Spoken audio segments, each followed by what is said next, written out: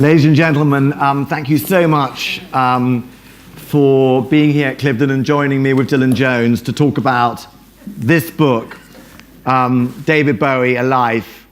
And I have to tell you that reading this book, I recommend everyone reads it. It's the most fascinating journey, epic journey through music, through fashion, through sex, through drugs, through clothes, all of these things. It's an introduction to a world, and it's inspiring about what you can do, how creative people create. It's everything, and I really think it's a huge achievement. Very kind of you. And you know Dylan, of course, has been editor of GQ magazine for 18 years. Since God was a boy. Since God was a boy, and he's also written many books, including one on Elvis, one on Jim Morrison, is that right? And a book on the guitar solo in the song Ziggy Stardust. So this is like the whole of the life of a titan of popular music. So I'm just going to ask you random questions, which reading it I had, and I have got so many. Can I just say this is amazing, a very good-looking crowd, and the best-looking green room I've ever been in my life. Yeah, it's positively palatial. It's literally palatial. It literally is. Yeah. Do you think David Bowie would have approved of this? I think he would indeed. Yeah. Yes, exactly. Yeah. Let me just start with a sort of wider question before we get on to the sort of the life and the music. Bowie, was he a fashion person, a theatrical person, a music person? What was he? Define him. I think that because he was an incredibly curious person and loved experimenting and loved having people ask him to do things, he got involved in lots of different worlds. But he was essentially a performer and a songwriter. He was a terrible actor. And there's also this misconception that he was some sort of fashion plate, which he wasn't. I mean, he understood the power of fashion in the way that he understood the power of choreography or lighting or setting or stage design. But he thought that, I mean, he used fashion a lot, obviously, in the way that he had these various permutations of his character. But fashion, he thought, was sort of something to be used. I mean, whenever I saw him, he looked like he'd come to fix the fridge. I mean, he was very very dressed down. He wasn't particularly interested in fashion. But as a musician, as an architect, and as someone who had an ability to harness his own talents as well as allow other people to create themselves, I think he was an incredible force for good. What was the influence, do you think, of the madness in his family, of his brother, of his half-brother Terry, and his aunts? What do you think what was the influence on his music, on the lyrics, and on his life and his kind of... Thanks a lot. Lovely. Yeah. That's great. For him, by the way. Yeah. Cheers. Not me, for him. It's been a long day. It's been a long day. His half-brother was schizophrenic, and they had a very close relationship, and I think there was a slight concern.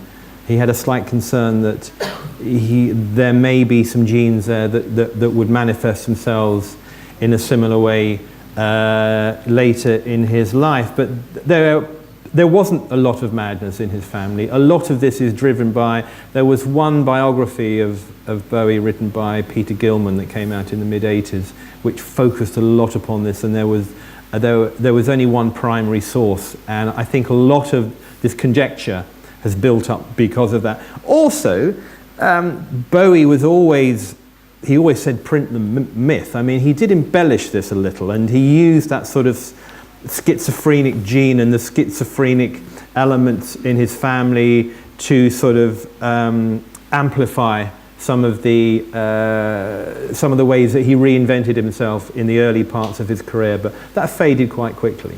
I mean, he was a brilliant self-promoter, wasn't he? He understood the media. He was brilliant at manipulating. Well, he was. The thing about Bowie is he was brought up in Brixton during a period before it became this sort of hotbed of multiculturalism. At that time, a lot of the property in Brixton was owned by an entertainer called Winifred Atwell, who bought a lot of properties for investment purposes. So a lot of people who lived in Brixton worked in the light entertainment industry. They worked in television. People like Dickie Henderson, people like John Major's father, who was a circus entertainer. So Bowie grew, and also his father was a very prominent PR for Dr. Barnardo's. So he was surrounded by sort of low-level celebrity. So it's a very middle-class upbringing, really. Very middle class. But my point is that he grew up thinking that to have an ambition to be an entertainer was no different to have an ambition to be a lawyer or a doctor or whatever. So he was. It was quite prosaic for him in a way to be an entertainer. He didn't think there's anything particularly wrong or special or particular about it. For you, what's the greatest album? For you personally? That's academic. I mean, it's my favourite would probably be Young Americans, but I'm the same. I agree with you. Well, you've got very good taste. Almost my favourite too. But this book isn't about me. This book there's basically 180 different people in this book, and I wanted to do a book that was very objective because there are lots of books about David Bowie, some of which are very good, and some of which are appalling, but most of them focus on him and his career. And there's never been a book which focused upon him as a man, and I wanted to explore all the extraordinary things that he did in his life, because as I said, he's a very, very curious person, and he used his fame and his money and his success to explore everything that he hadn't been able to as a boy, because I suppose there are 50 people that you need to speak to in order to be taken seriously as a Bowie biographer, the Tony Viscontis, Nile Rodgers, Carlos Alomars and Mick Rocks of this world. Then there are the 50 people who probably deserve just as much airtime but who don't get asked as often: film directors, film producers, photographers, hairdressers, makeup artists, etc., etc. And then there are the other 50 people when you're interviewing someone and they say, well, have you spoken to Kevin? And you go, well, who's Kevin? And so you endeavour to find and interview Kevin. So there are a lot of Kevins in this book as well. So I mean, what I loved, and I just want to emphasise this to the audience, is Dylan's absolutely right. That the genius of this book, and why I loved it, is it's a portrait of the world that brings him to life in a way I've never read before. I've read a lot of these biographies and always hated them all. And this I just can't put down, because it's a portrait of the world and the creative group that was around him at different times. Some of them creative, some of them time wasters, some of them groupies, some of them, basically seem to have just done a lot of drugs with him. But all of them create an entire world. Just tell us a little bit about how, in this sort of, one of the interesting things is that he tried so hard to be a star for so long before he succeeded, or for 5 years. To tell us about no longer. That. I mean, that's the extraordinary thing is that, I mean, when I first saw David Bowie on television in the early 70s, in 1972, when I was a very impressionable teenager, I think we all thought that this creation, this extraordinary person, sort of come out of nowhere, and because he had all these funny clothes and a white face, and he was pretending to be a spaceman. It was all very esoteric, but actually, you're quite right. He'd spent a decade before that trying to be successful, an entire decade. Yeah. But each time he was just a little bit behind the curve. We got it a bit wrong sometimes, didn't he? He was sort of he hadn't developed like his Tony Newley voice. He hadn't developed the ability to harness his talent, and as you say, he was always just sort of half a step behind. He was a children's entertainer. He tried R&B. He was a folk singer. He tried mime. He was in a blues band. He did all of these things, and none of them really worked. I think the other extraordinary thing is that if I'd have spent 10 years trying to become successful at something, and then I'd finally discovered something that worked, I think my inclination, like lots of people, stick to it. to do it forever. Yeah. I'm going to be Ziggy Stardust until I'm 70. And that's another extraordinary thing about him. After 18 months, he got bored. And he went on to do something else. And I think that's another thing. He didn't suffer fools gladly, very quick mind, big mind. And although he was sort of autodidact, he was passionate about learning. Tell me about the night he was offered a dead body to have sex with. Well, you've just ruined the punchline now. Go on.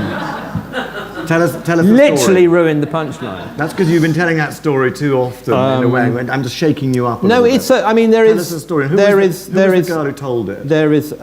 She was a woman called Josette Caruso, and I found her by very sort of circuitous means. But she was. There was a period in the early 70s when one should never forget that David Bowie was a huge rock star with the appetites of a rock star, and those 2 or 3 years were his serious drug and sex years. Not before, not after, and it's a very small period of his life. What years were those, in fact? About kind of 73 to 76, but they were very intense. And on the first proper tour of America, he's playing in Madison Square Garden. And this is the Ziggy Stardust period, so he's got the red hair, he's got the white face, he's got the crazy clothes. And he meets this girl, and they have a connection, and he says, come to Philadelphia, because my wife's, Angie's here now, obviously we can't properly connect, so so she went to Philadelphia. She goes straight, she doesn't go to the gig, she goes straight to the hotel, she's in the suite. He comes back after the performance, they sit down, and she says that he's very charming, it's a proper seduction, there's wine, there's music, etc., etc. And then after about 45 minutes, there's a knock on the door, and Stewie George, who was his big bodyguard at the time, who worked for him for many, many years, said, David, I think you ought to come to the door, because this one's serious. So he goes to the door, and he comes back about 5 minutes later, even whiter than he was at the time. And you're quite right, he had been offered, there was a recently deceased cadaver had been brought to his hotel suite for him to have sex with. Now, this might seem very, very strange, but cast your mind back 45 years and... No, it is strange. I'm telling you, it is strange, right now. Everyone in the rock and roll industry in the early 70s looked like a member of the Eagles or Led Zeppelin. They had long hair, double denim, cowboy boots, dirty t-shirts. No one looked like David Bowie. So all these hangers-on and these bloodsuckers, and they think, well, what does David Bowie like to drink? What drugs does he like? What does he like to have sex with, etc., etc.? So I suppose it was only natural that some very, very strange person might think that he would want to have sex with a dead body. Now, you said you... He didn't, by the way. Yeah. You talked about this Josette, this groupie. Did you interview a lot of groupies? And for example, when you said you found her by circuitous means, first of all, tell me, how did you find her? Because it's interesting. What does she do now? What happened to the groupies? Because you interviewed, but there are about 4 you've interviewed, or maybe more. Maybe more. Well, it was a very important period. It was a period of huge excess. And actually, that's another thing about Bowie, because he went through these various periods. I think he almost said to himself, well, for the next couple of years, I'm going to be a really good drug addict. And that's sort of what he did. He was a sort of actor, wasn't he? He was always people say he was constantly acting. He indulged himself. Of all the women that I spoke to who knew him at that time, none of them feel like they were, like he was predatory or... this wasn't. I think the rock and roll industry is a very different industry from the film industry, whereas often the power is sort of shared, and they're very sort of proud of their relationships. And not all of them were groupies. I mean, they had relationships. He was sort of more of a serial monogamist, I suppose. Yeah, they all talk about how romantic he was, and he was a gentleman. Well, that's the thing about... It's unusual. There was a woman who he lived with, who was his landlady and then lover in the late 60s, called Mary. Very nice woman, and I think became his lover because she was his landlady. He was quite expedient like that. But they knew each other for about 18 months, and she was very formative in helping him meet lots of people in the music industry. She put on the Beckenham Free Festival, blah, blah, blah, blah, blah. And then he goes off and he's really, really famous, really successful. And then about 3 years later, she's invited by Bowie to a big concert at Earl's Court, the big Ziggy Stardust concert at Earl's Court. She goes to the concert, and then there's an after party, and she goes to the after party, and then the party's winding down, and she described very vividly. She says that David comes up to her and goes, takes her hand, takes her to the door, opens the door, kisses her, and says, "Mary, it's been fantastic knowing you," and closes the door, and literally and metaphorically ending their relationship. He never saw her again. Never. And that experience, that episode, is echoed by 30, 40 people in the book. But the very strange thing is almost none of them begrudged it. Yeah. Because the mere fact of working with or sleeping with or being in the orbit of David Bowie was enough. They don't feel that they were somehow used and abused. I mean, that's another thing. I think that people think that he was a user, that he sucked the creativity out of people, but I tend to think of him more as a football manager. You choose the right people for your project. He was a collector. He was a collector. Ideas, of people, of music, whatever the project was. And you talked about his sort of sexual expedience, and that which brings me to mind of the story. There's some great stories in here, which I'm going to try and get through. But one of them is the Lionel Bart story. His relationship with Lionel Bart, the advice he got from him. I think he got more than advice. Tell us. Well, no, I mean, I think that what did he get from him? There was a period where, and I don't think this makes him a bad person. I think that he was a very attractive, very charming young man, and he did use his sexuality in many ways. I mean, he was. He famously said in 1972 that he was bisexual. And I think he was a bit, but not a lot. Yeah. And I think it was probably done, as you say. I mean, it was more expedient than it was anything else. Because certainly after the mid to late 70s, I think there were very few instances of him having a more colourful sex life. I think he was actually had a rather conformist sex life after that.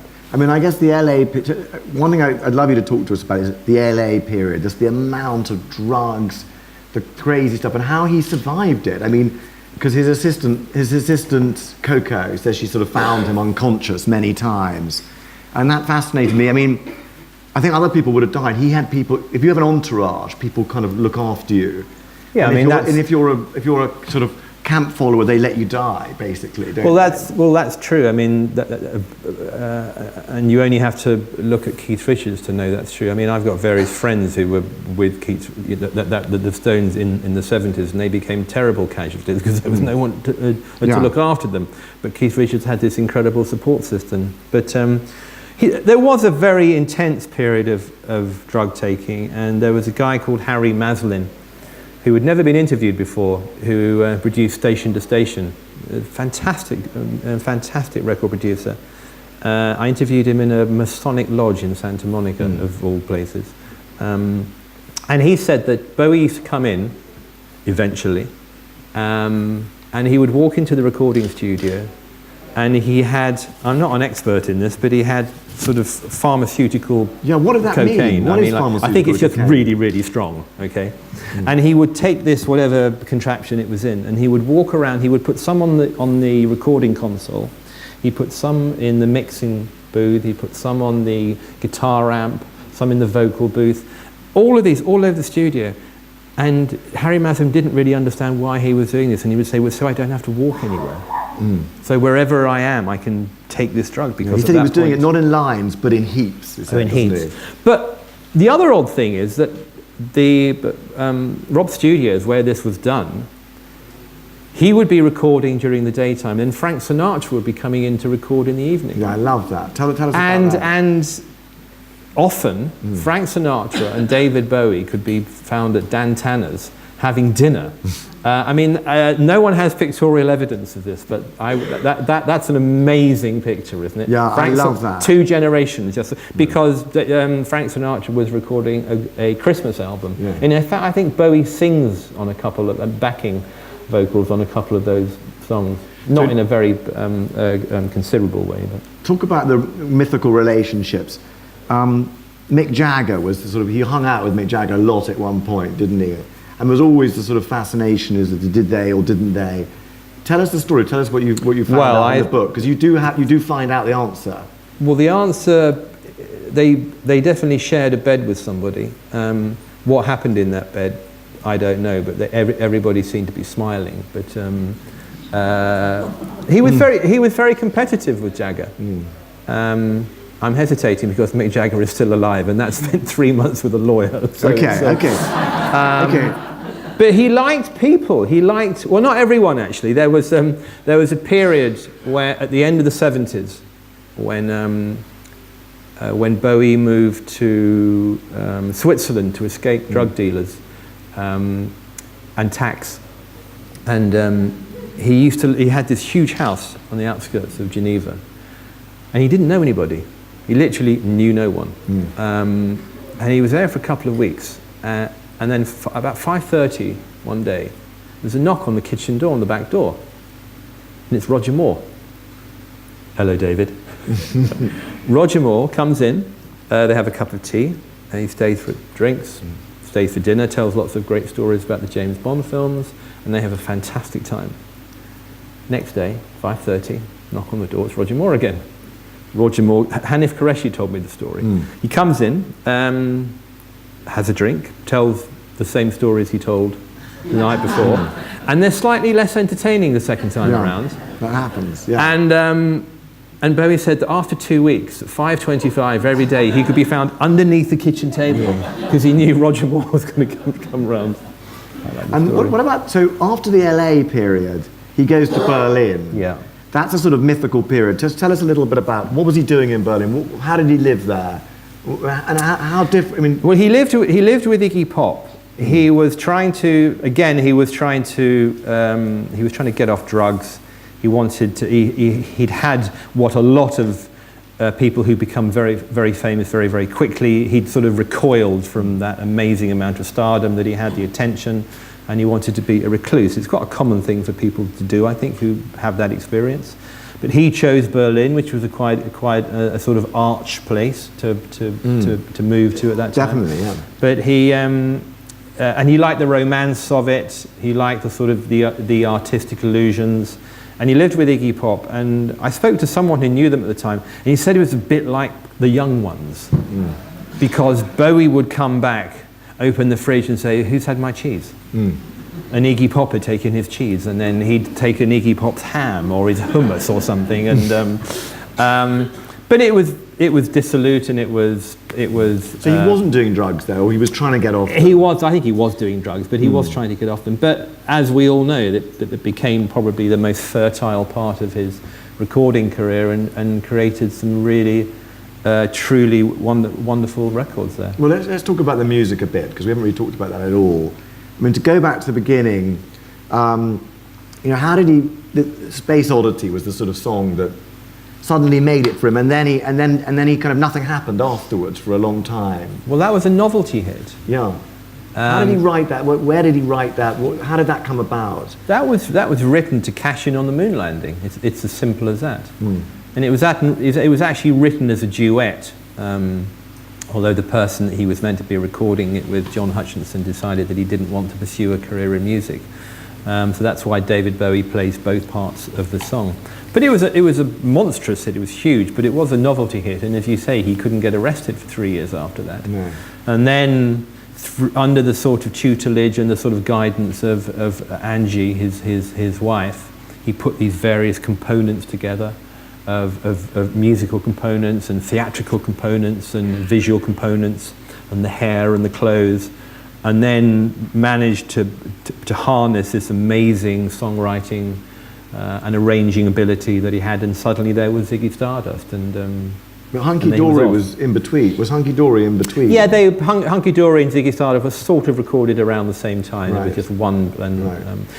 That's another thing. I interviewed Rick Wakeman, who some of you may have heard of, who was in Yes and great. He played the piano on that, didn't he? He played piano on Life on Mars, and I think that he said what I think is certainly true, that I think lots of people think Bowie got away with it.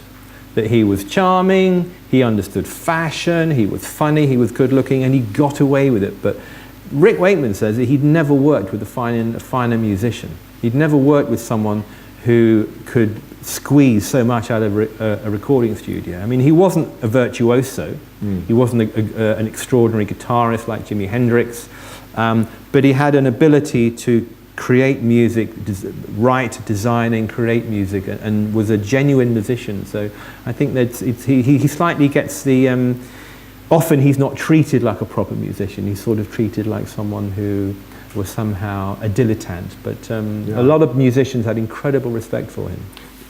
You mentioned Angie. Tell us about the marriage, the famous open marriage, the way that she was his kind of manager, protector, promoter, and the way the marriage. I mean, the bit I was just remember reading a bit just now where someone turns up at Angie's room and there's a sort of gangbang going on in her room, and there's a. The book isn't all about sex, by the way. There is quite a lot of sex. This is Sebag. Just teasing out the chapters with sex in. Well, she was incredibly important. Without Angie, I don't think he would have been successful. I don't think he would have managed to put all of those elements together. She obviously became a very unhinged and quite difficult person. I wrote a book about Bowie 5 or 6 years ago about his performance on Top of the Pops, and trying to say how influential that had been in a sort of micro way, and how it influenced the 70s. And I wanted to interview Angie for that book, but she wanted paying. And as the advance wasn't very big, I decided that it wasn't necessary. For this book, I really needed to speak to Angie, and so she was the only person in the book I paid. But she was worth it. She was tremendous. What's she like now? Where is she now? Challenging. I think she still lives in Arizona. But she was very generous in her time and anecdotes. Didn't appear to have an axe to grind. Wasn't trying to get her own back. I mean, she knows how important she was. She's made her own professional mistakes, but without her, he definitely would not have had the success that he did when he did. You said you flew to Arizona. Did you fly all around the world to find these people? I mean, how did you? I went to Woodbridge in Suffolk twice. Okay. 2 different people. I went all over the place, but a lot was done by telephone.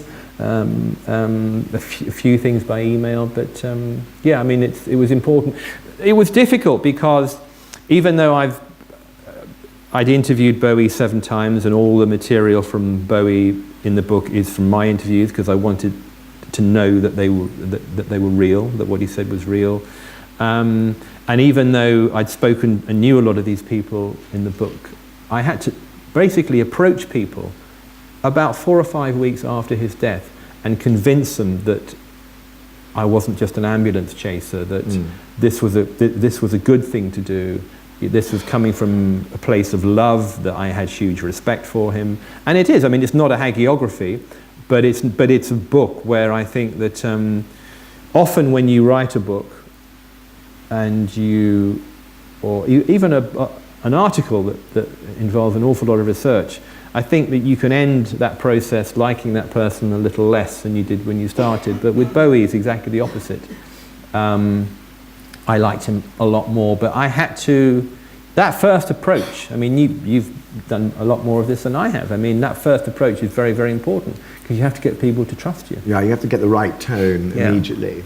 And I mean, I think one of the things about this book, which I should say to everyone, is like, it really is he really does come across as a lovable person, and not from because it's all recordings, it's all interviews. So there isn't, you're not spinning this stuff anyway or It didn't need to be a subjective, but there are enough books about why, what David Bowie means to me or you or this, that, and the other.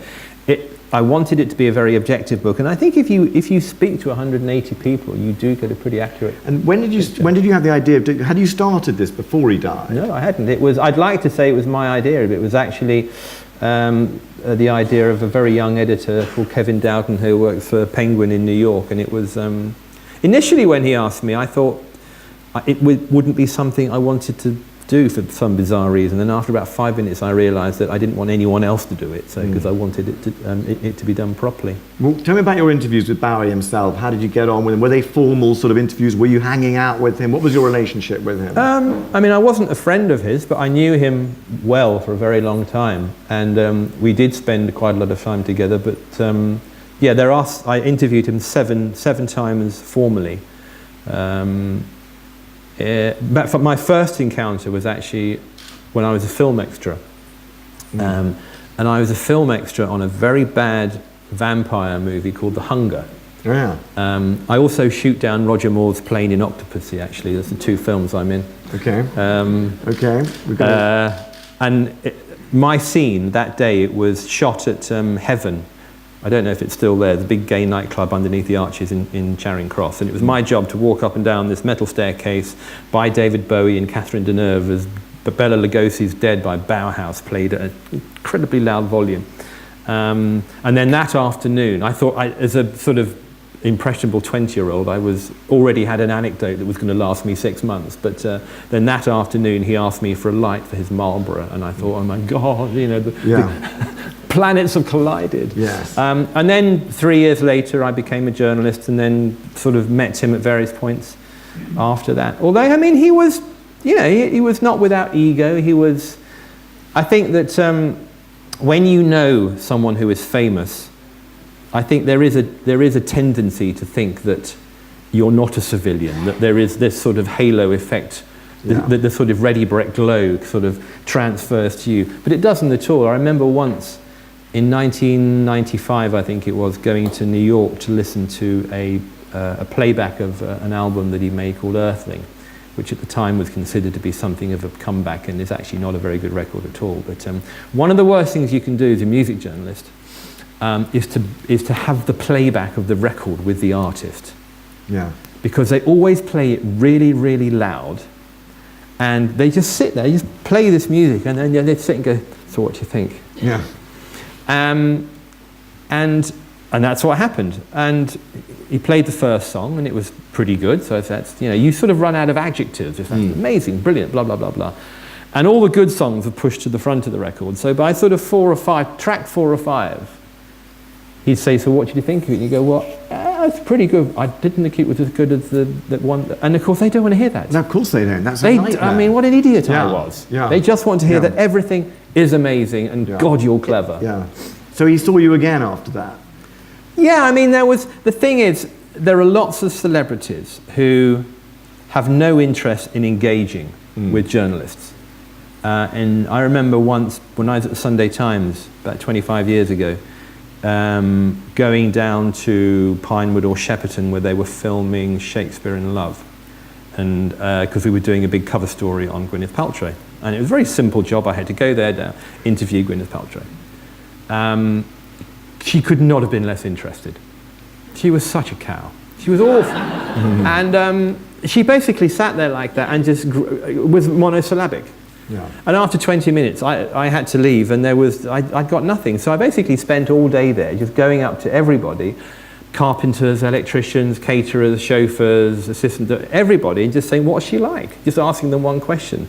And they'd all go, not very nice, actually, or words to that effect. And that sort of painted a picture which I hadn't gone looking for. But the thing about Bowie was, he was a bit of an intellectual snob. He was a show-off, and I mean, in a nice way, but he wanted you to have a good time. So he'd size you up. He'd say, all right, Sebag, I kind of get what you're about. You're a bit this, you're a bit that. So I'm going to tailor what I'm going to give you to something that you're going to like. Yes, he was a great chameleon. He was sort of... Absolutely. Yeah. But the thing is, even though you sort of knew you were being conned, or everything was amplified... Yeah, you were grateful for being conned. It didn't matter. It was fun. Because he was interested as well as interesting. And that part of his character was true, because he was always asking makeup artists and hairdressers about, where have you been? What have you done? What clubs have you been to? Who's cool? What's this? And that's... he's always very, very curious in that way. Just go back to the albums again. I mean, Ziggy Stardust, you've written about that, Top of the Pops. Just tell us how Ziggy Stardust came about, the look, the music.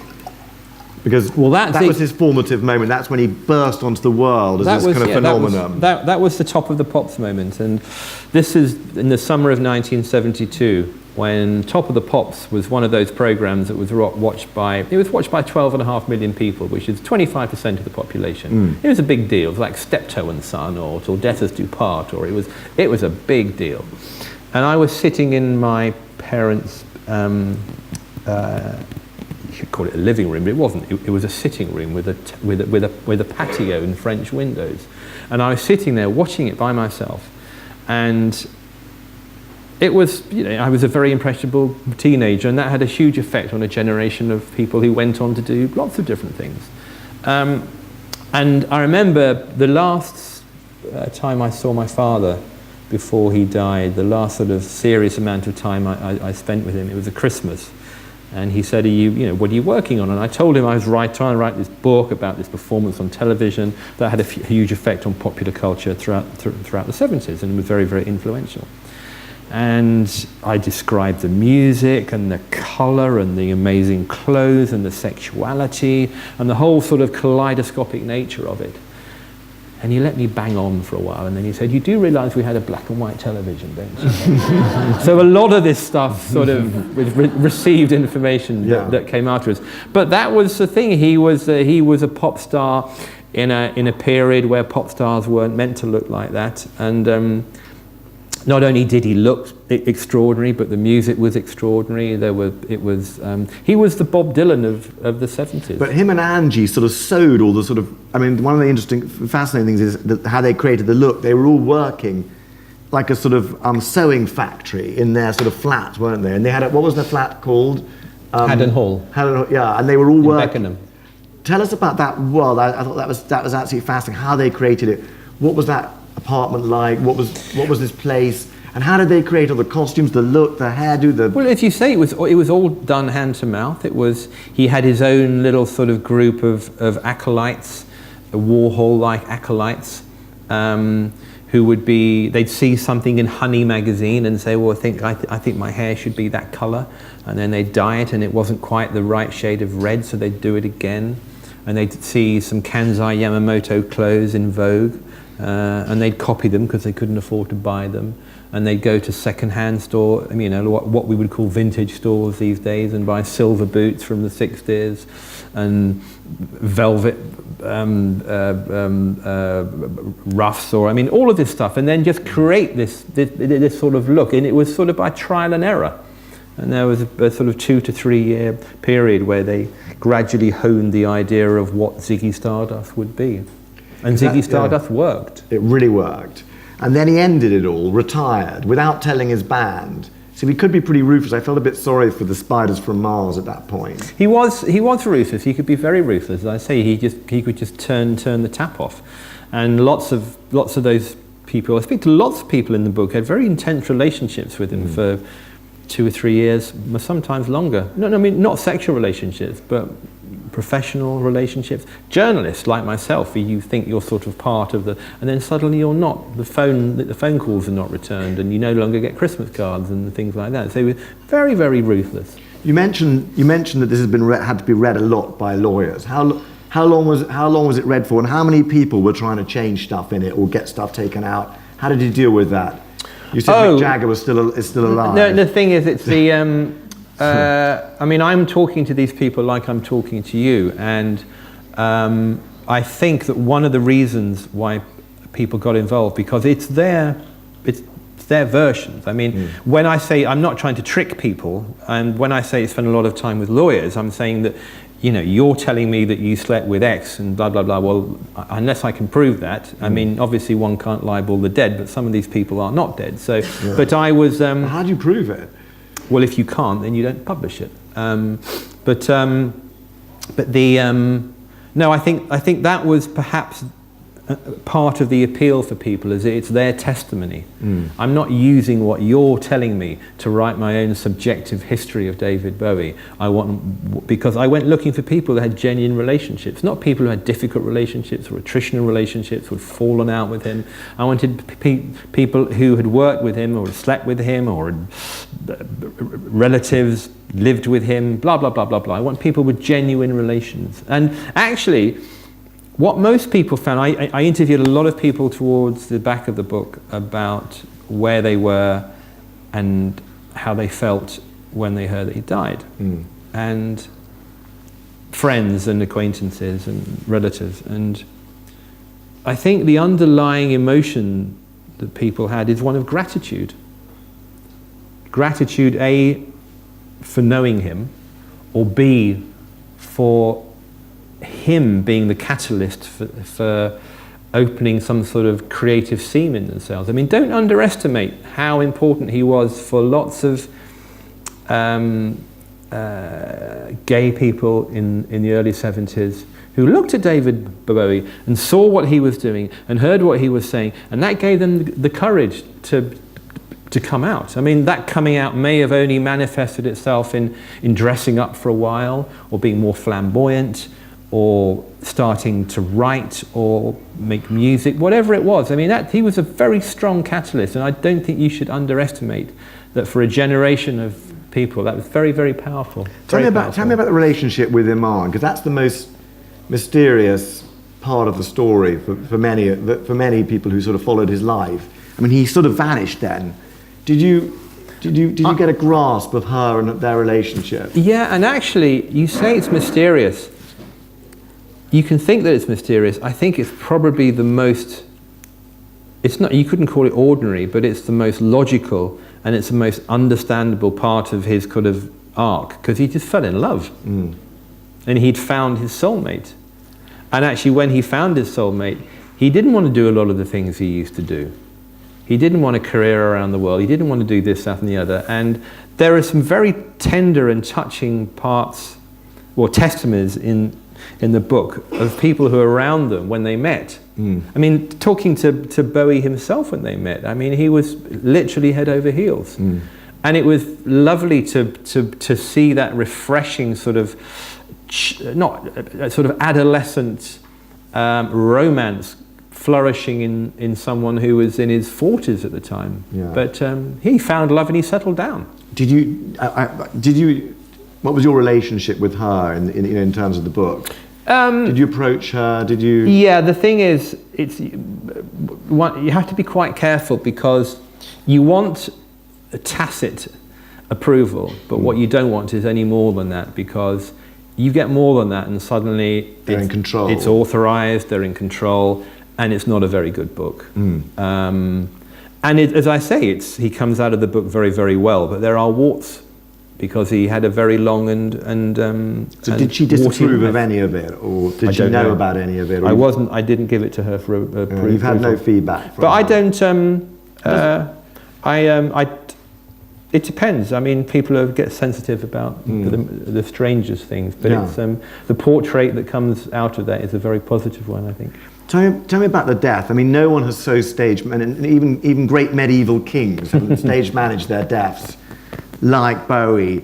Did you sort of just tell us how he organised it, from the time he found he was seriously ill, to the way he orchestrated the album, the songs, the announcement? I mean, it was all. He probably. I mean, it's hard to have fun when you're dying of cancer, but he must have at least had as much fun as you can have from dying of cancer by orchestrating it.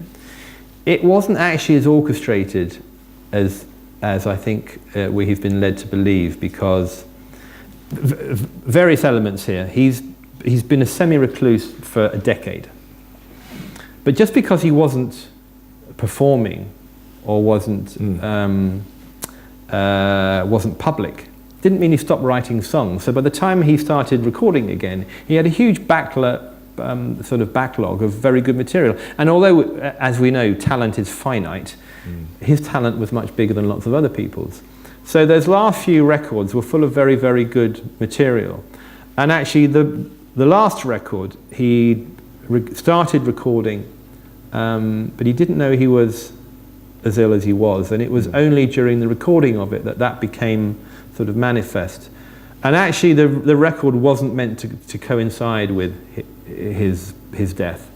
The record was only late because the videos were late. And the videos are very emotional and very emotive and very haunting, because they are playing with the idea of him dying, and he knows he's dying whilst he's making those videos. And there's one where he goes back into the wardrobe, because someone says, wouldn't it be funny if you got back into the closet? And it was a sort of gag. But the actual record and the whole release, it wasn't stage managed to be, right, I'm going to have the record and then I'm going to die. It wasn't as cynical as that. But towards the end of it, he obviously did know that he was very, very sick and probably wasn't going to recover. Yeah. So it was a great moment in a way when it all happened to come out at the same time. It was incredibly moving. And the important thing is, I think, in terms of his art, his craft, his gift, that record is as good as anything he did in the 40 years beforehand. Yeah.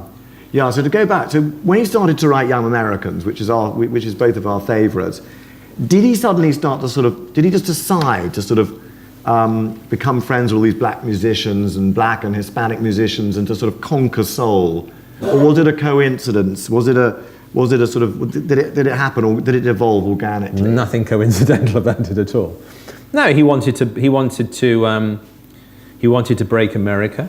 He knew he couldn't break America doing what he was doing, and he wanted to make soul music, and he went and found the best people to do that. There's a great story where he's working with the great soul singer Luther Vandross, and Luther Vandross is singing backing vocals on Young Americans on the album, and at one point during the recording he hears Luther Vandross singing a song, and he goes up to Luther Vandross and says, "What's that song?" And he just, it's one of my songs. He says, "Really? I really like it. I'd like to try and work with that. Can I, could we do that?" And he goes, "Yeah." And so he gives him like a rough demo tape. And then Bowie works on it and comes back a couple of days later and says, "Look, I've done this thing. Do you mind?" And Luther Vandross says, "Hey, I'm Luther Vandross. I live with my mother. You're David Bowie. You can do what you like." That's nice. But no, he wanted to capture that world, and he did. And you can say it was expedient, but it was just a very, very smart thing to do. And also, I think you probably feel this too. It wasn't a plastic soul record. It wasn't. No. It was as good as any record made in that genre during that period. It was.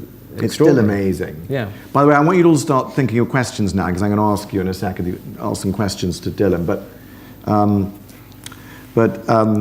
while we're at it, on that album, John Lennon, that's another interesting, fascinating relationship. John Lennon came and they developed the song Fame together, didn't they? And he spent a lot of time in the studio. And I love the fact that they went travelling together.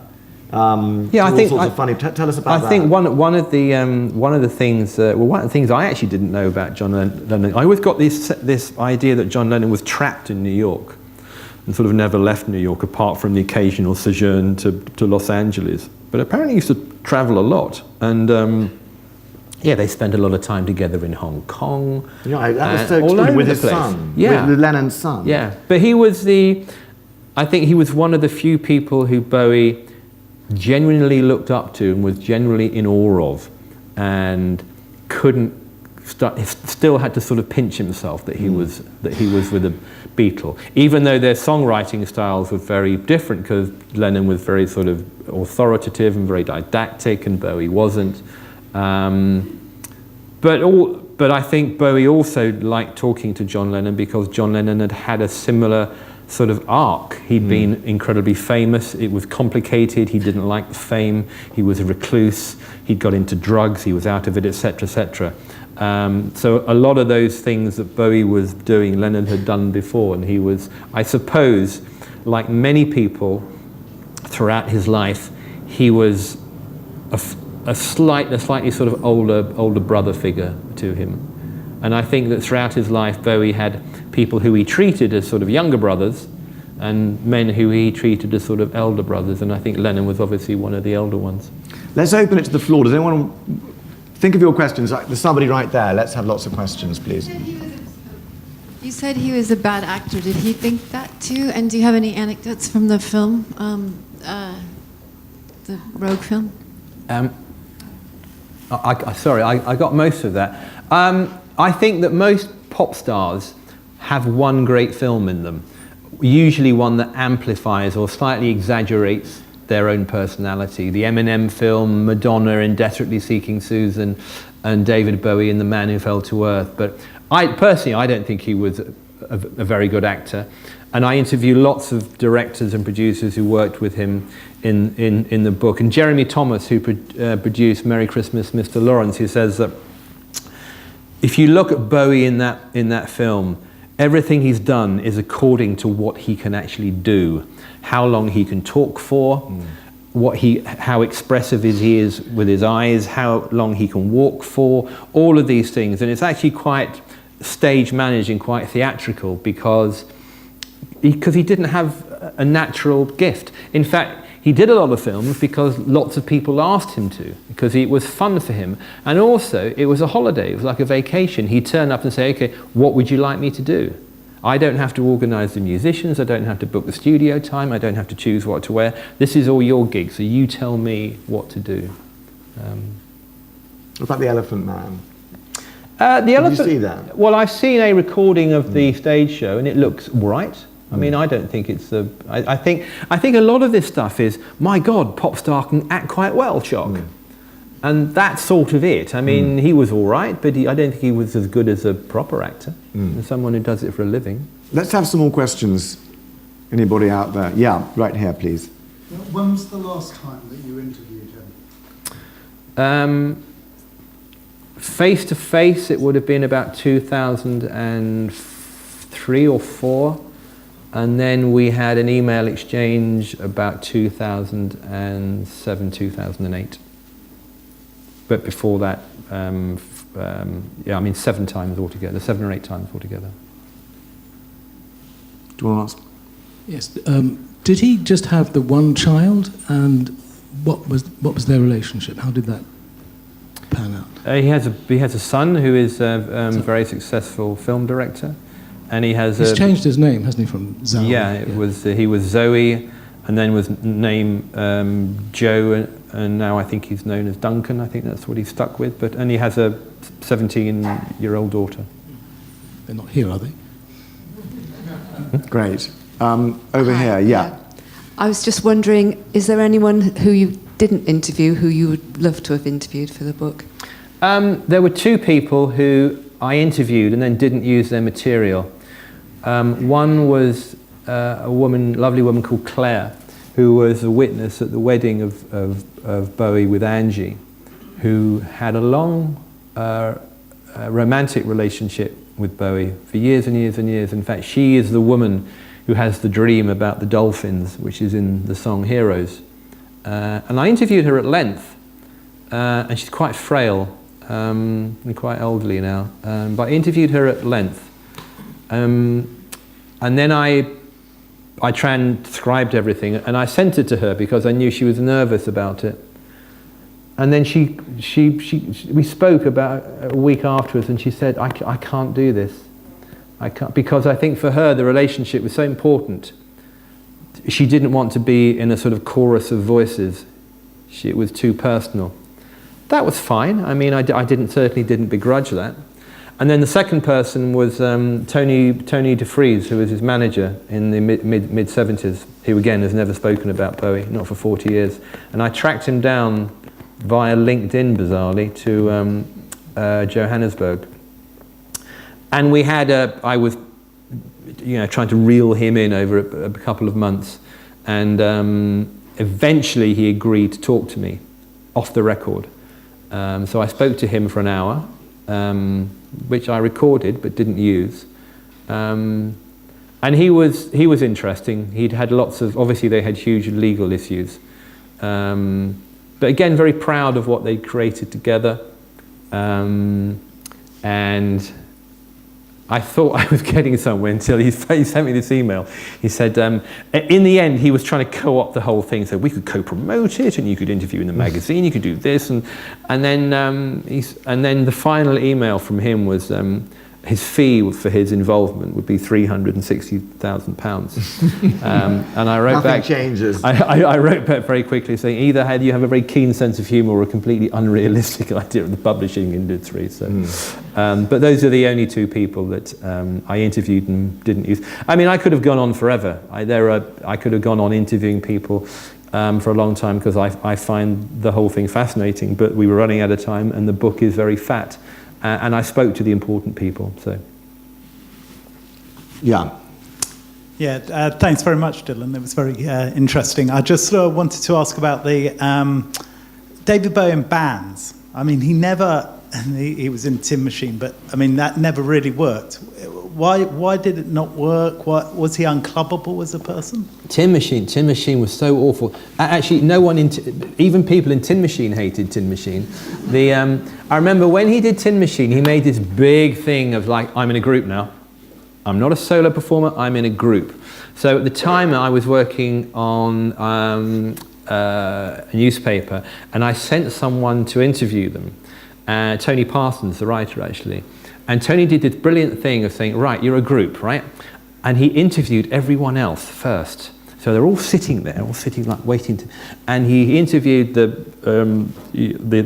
drummer, the bass player, the guitarist, really sort of anodyne stuff that he was never going to use. And by the time he got to Bowie, Bowie was bursting to talk, because actually he knew that he wasn't in a group, that he was, you know, he was the star and he was the, but it was a truly awful period of his life, I think, that, yeah, some terrible records. What years was Tin Machine? About 1990.